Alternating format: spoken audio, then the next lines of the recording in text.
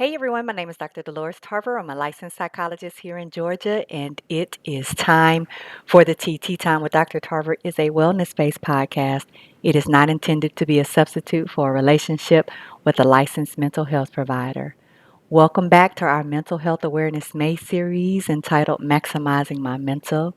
In the first week, we discussed finding your people, the positive impacts of healthy relationships on mental health.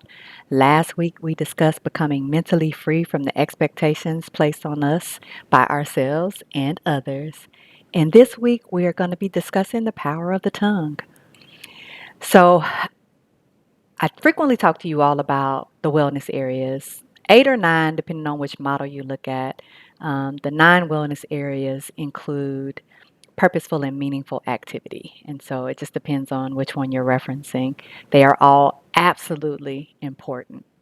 I do want to focus today on intellectual wellness.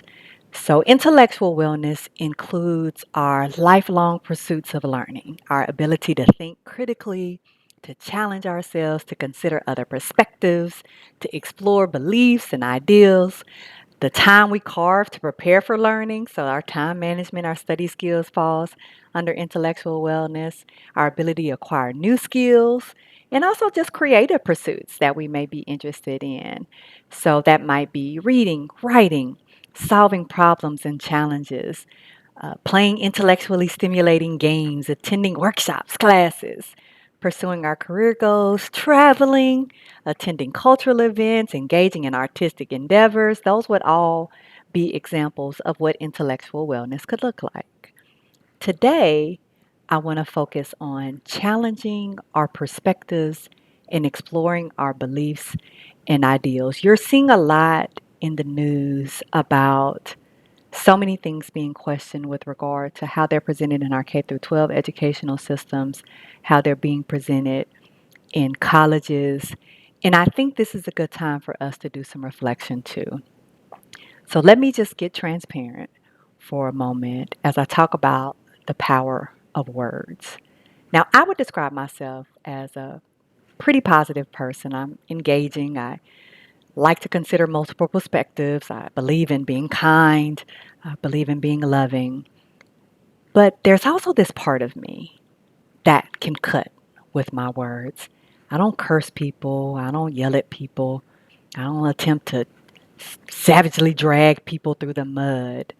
But it might be a tone, could be a phrase, or even a word that just doesn't feel right to people. It gets to a core of them, and it may feel insensitive or judgmental or abrasive. And regardless of whether that's my intent or not, it still can come across in that way. I consider it to be like that honest child perspective where they'll tell you your breath stinks, they'll tell you um, that doesn't look very good on you, they don't like that hairstyle, but only I don't have the filter that comes along with executive functioning that is typical for adults in my age, right? That allows me to be able to think before I speak. Now, again, 95% of the time, it's working. The restraints are in place. But that 5% of the time, that's the challenge I want to talk about today. So I honestly feel like it started in childhood. When I was a toddler, I would throw tantrums. We understand that tantrums are simply a reflection of children being overwhelmed with emotion, but not really having the words to express themselves. So as I progressed and got older and I began to find words, I was just maybe a little bit too honest about how my loved one might have looked in something.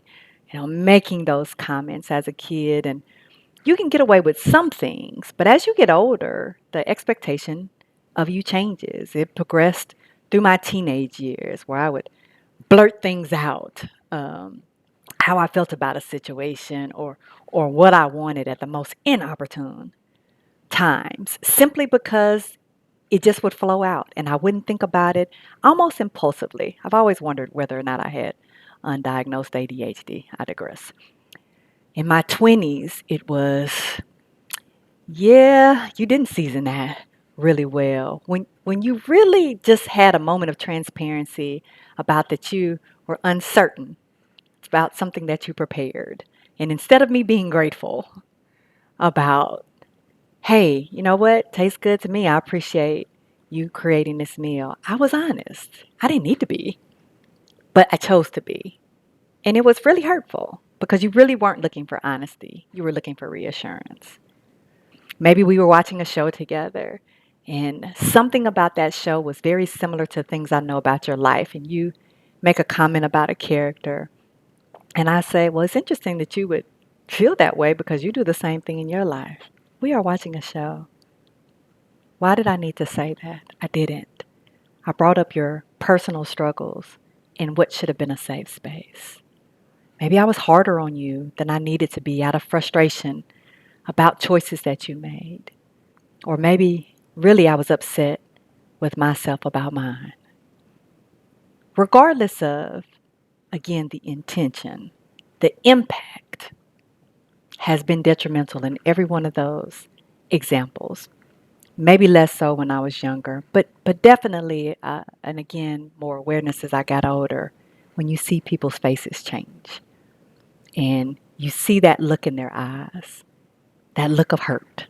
It might be a look of disappointment, might be a feeling of betrayal. Like, hey, you were somebody that I trusted. And that really got to the core of me, and I didn't like the way it felt. We used to say sticks and stones may break my bones, but words will never hurt me. Now, of course, we know that's absolutely untrue. Often bones will heal, get treatment, set in a cast, and sometimes it heals and you can't even tell it was broken.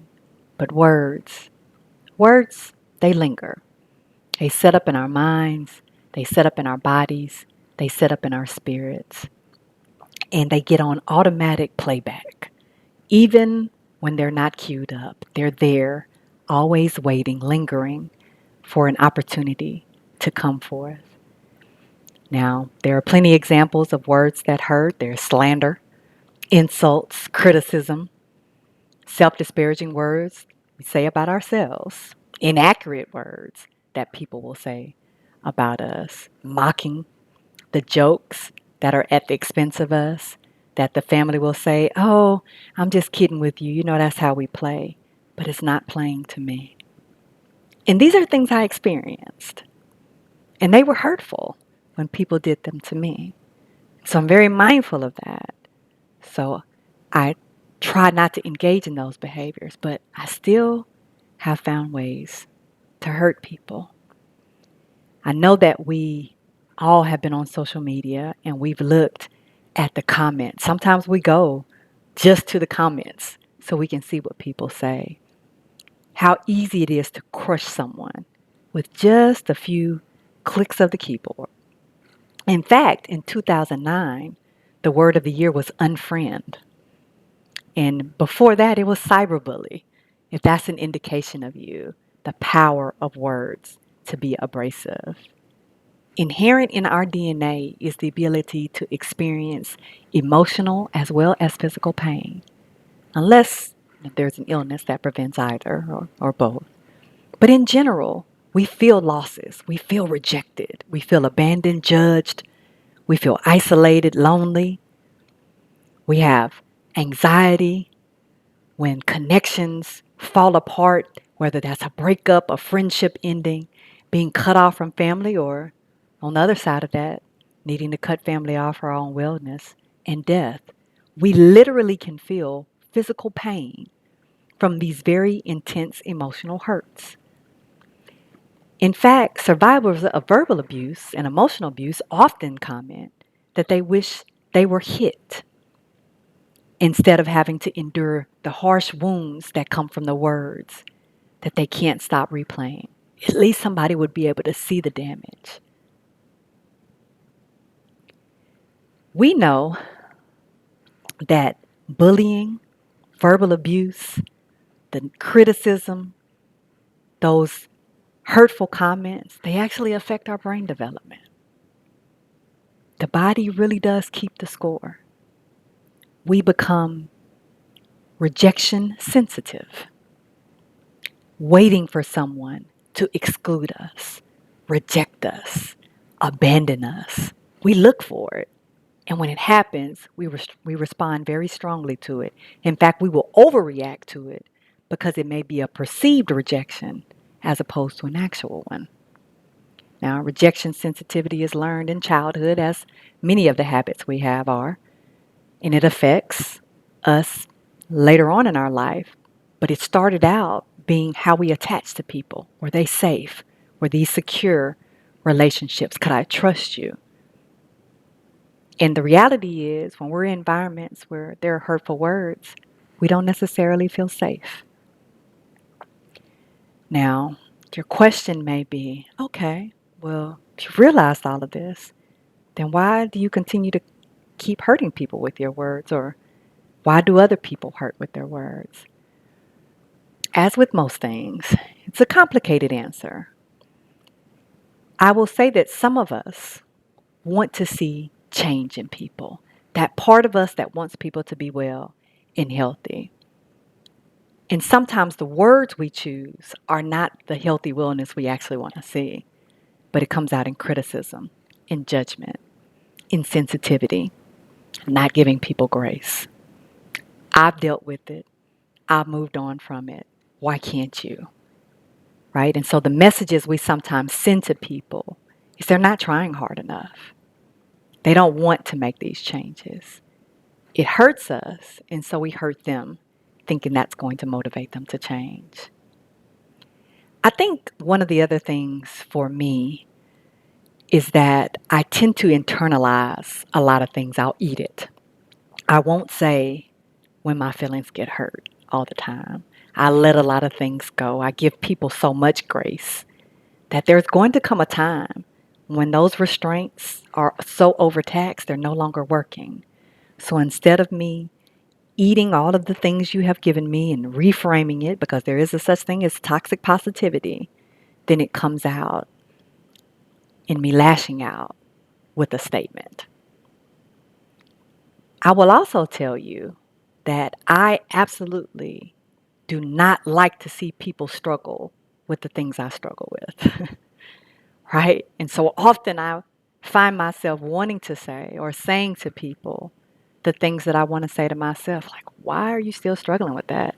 For instance, that part of me that sometimes hurts with her words. Why do you still struggle with that? You know better, do better, right? And so sometimes I will find myself in the position of doing that to other people. Sometimes we say things to others in fear of what might be said to us. So I'm going to get you before you get me. I'm going to lash out at you, say these hurtful things to you. We think it protects us. It really doesn't.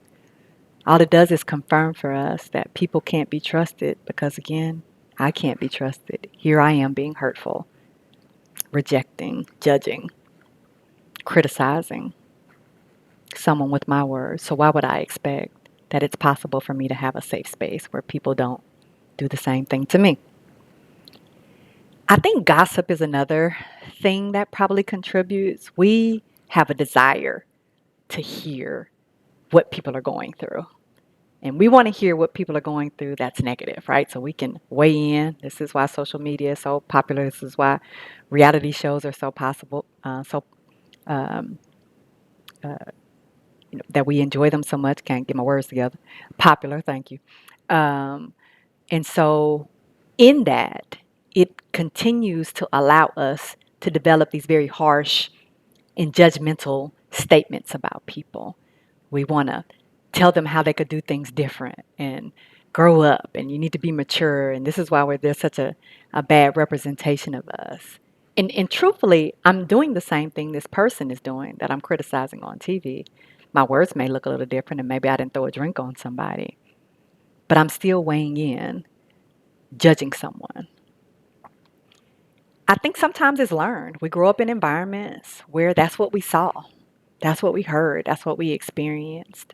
And sometimes you don't even really know that you're doing things until you are around. And this is why other perspectives is so important, other experiences are so valuable.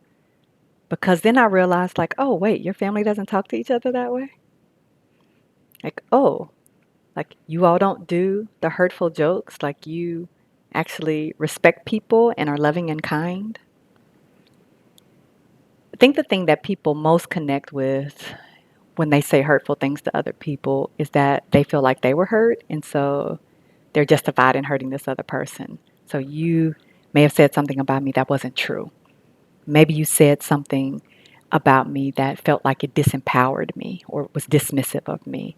Or maybe you said something about me or to me that felt like it was challenging my knowledge, my expertise, my skills, my value, right? And so one of the ways that we respond to people hurting us is we lash back out at them. We hurt them. You tried to disempower me, let me disempower you. Right? We talk about gathering people up. You go low, I go to hell. I go even lower, right? As opposed to like really taking a moment before I respond to think about why did that affect me in that way. Now, this topic is vitally important to me for a lot of different reasons. One, because of course, my goal is to be the best version of myself that I can be. But two, because I realize I'm not the only person that has this struggle. And it may look a little different, right? It might have been yelling and cursing and um, demeaning and talking down to you on one end, but it also might have just been that one little sentence or phrase or a couple of words that really just set in your spirit in a way that was hurtful, right? And it lingered and it made you question some things. Whatever is the cause, and I encourage you to do this intellectual work for yourself if this is something you've ever struggled with, if you've ever felt like you wanted to lasso some words back in your mouth after they came out, or thought, ugh, that was really harsh in how I said that. I was kind of aggressive. I overreacted. Um, you find yourself apologizing for things that you said, even if it's 1% of the time or 99% of the time, then I do think this is something important to explore. So let's talk about how to free yourself. The biggest one, of course, is that old adage, think before you speak. I encourage myself and my clients to envision a stop sign. That will stop me from immediately responding. Take a pause. Why am I going to say what I'm saying in the way that I'm saying it? How might it affect this person that I'm saying it to? Is this something that someone actually asked me for some feedback on? Because don't get me wrong, I believe in constructive feedback because, again, toxic positivity isn't healthy either. We need to have some balance. And there are going to be times when people make mistakes and they need guidance, or people are going to come to you and ask you questions, right? So that's solicited. But sometimes I may feel like I need to give some advice because maybe I'm tired of hearing what you're saying over and over again. And so I'm like, ugh, right? So in my frustration, say some things that I, may be overstepping, right? So let me think about that.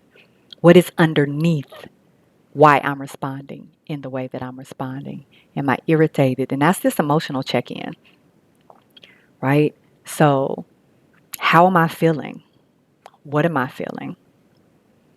Do I feel like this information that I'm trying to run through my mind, think about, ruminate about, perseverate about, is it accurate information? Do I feel like I can trust this information, or is this a perception and I'm feeling attacked as opposed to being able to look at this situation from an objective perspective, right? And the stop sign allows us to be able to do that. And you think that's a lot of thinking. It really doesn't take long to run these things through. But the other thing that it does is it gives me an opportunity to respond in a different way while I'm working it out, because it's always fine to go back to something later. Right? I don't have to address it in that moment. I think it's important that we're very mindful about what we take in. Reducing that gossip. Sometimes we need to take breaks from social media, reading those negative comments, and instead come through intellectual wellness. Maybe I need to look at a book about healthy communication. Maybe I need to look at a book about repressed emotions and how repressing things can come across as anger, as lashing out. Maybe I need to listen to some podcasts. Maybe I need to work through some things in some workbooks. Here's your plug for therapy. Maybe I need to talk this through with a therapist, right? And I want to be able to practice positivity and also the constructive feedback, right? Because as we talked about, it is important for me to have that balance. So, yes, I need joyful endeavors. And yes, I need to also practice ways to talk to people when they hurt my feelings. When I do need to give somebody feedback or instruction, it is important that we teach people how to treat us. And I find that some of the times out of my frustration, it was me being irritated with people not treating me in ways I never told them that I deserved to be treated. And that's why considering the cause is so important. Was there a trigger? More often than not, there was. And I may not know what it is. And that's where the writing, the journaling, the working through it in a workbook can kind of help as I go back and look at the antecedent and the behavior and the consequences.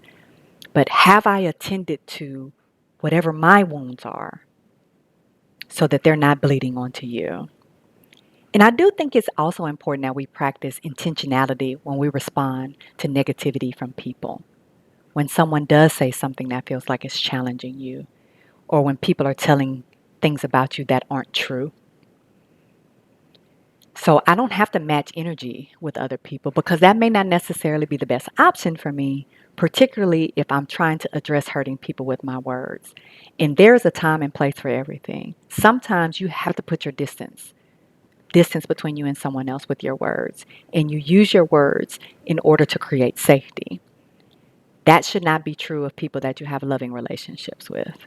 So then I may want to think about, let me remove myself. Maybe I need to calm down, right? Or maybe I'm in a restaurant or I'm at a grocery store and I'm not getting the best customer service.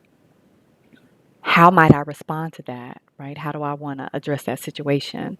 There's a lot of different ways I can address that situation. One, maybe to look around, able to look around and see this person is trying to manage 10 tables. It's clear they're short staffed, right? And so going into places with an expectation, just because I'm not getting great customer service doesn't mean it's personal.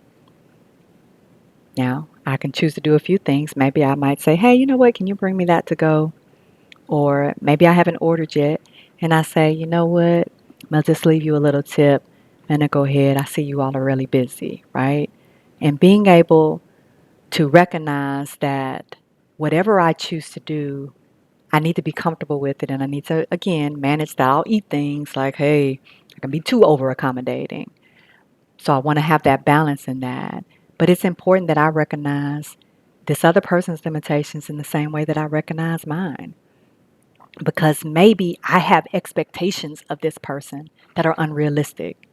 And perhaps that's why I'm responding to them in the way that I am. And now it is important for you to decide what your boundaries are going to be, what you will and will not tolerate. I am not absolutely ever going to accept you spitting in my food as appropriate behavior. I don't care how crowded it is in here. But if you messed up that order, if it's something that's manageable, like you put something on that I didn't want on, I can take it off and it doesn't mess with the integrity of my food, I can roll with that, right? Um, if you brought me beef tips and I'm a vegan now, I'm not going to eat that, right? But again, me thinking about how I want to address this. And I will tell you that for a lot of people, their issue is primarily with people that they have the closer relationships with because those are the people that can hurt us. A lot of times we're able to give grace to people we don't have ongoing relationships with, the server, the cashier. But in our close, personal, intimate relationships, that may be where more of the struggle is. And that again is important for you to explore because that might be a trigger. It is more hurtful to me when this person says something. So let me address that instead of continuing to overlook these jokes or continuing to overlook how I feel dismissed or how I don't feel safe or how I feel like you only come to me with negative things, that you're not supportive, right? Like, let me figure out how I can address that.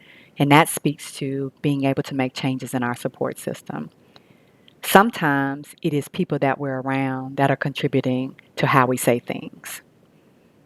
And so we may want to be very mindful about those interactions, right? If I find that I'm less negative, less critical, say less biting things, the less I'm around you, then that may be an indication that I need to expand my network or spend time with people that are more positive and know how to address things without them being so biting and cutting. It also may mean that I need to address some things in this relationship with this person. A lot of times things can be fixed if we attend to them and we learn the skills to be able to address that, and the other person is willing. Because again, we can't control someone else's choices or their consequences for their behavior. We can only affect change on ourselves. But if we go to this person who we love and care about, that loves and cares about us, they may say, hey, I'm willing to go on this fast from negativity with you. Or, hey, I'm willing to work on that. Here's what I want you to say if you find that I'm being negative or critical. And here's what I'll say to you if I see you doing the same. And we can do this also with the people we love and care about. Hey, to make a little biting comment, my friends will say, I don't like your tone. And I'll laugh. The seasoned saints will say, I didn't go to bed with you last night and wake up with you this morning, right? And that's your cue to like, oh yes, ma'am. Let me get my tone together, right? And sometimes we just need those reminders as we're working on things. And so also asking for that feedback so that when we are trying to improve, we have some things that help with those cognitive restraints that allow us to think before we speak and not say it just because we think it. Words do matter. Choose them wisely. Be well.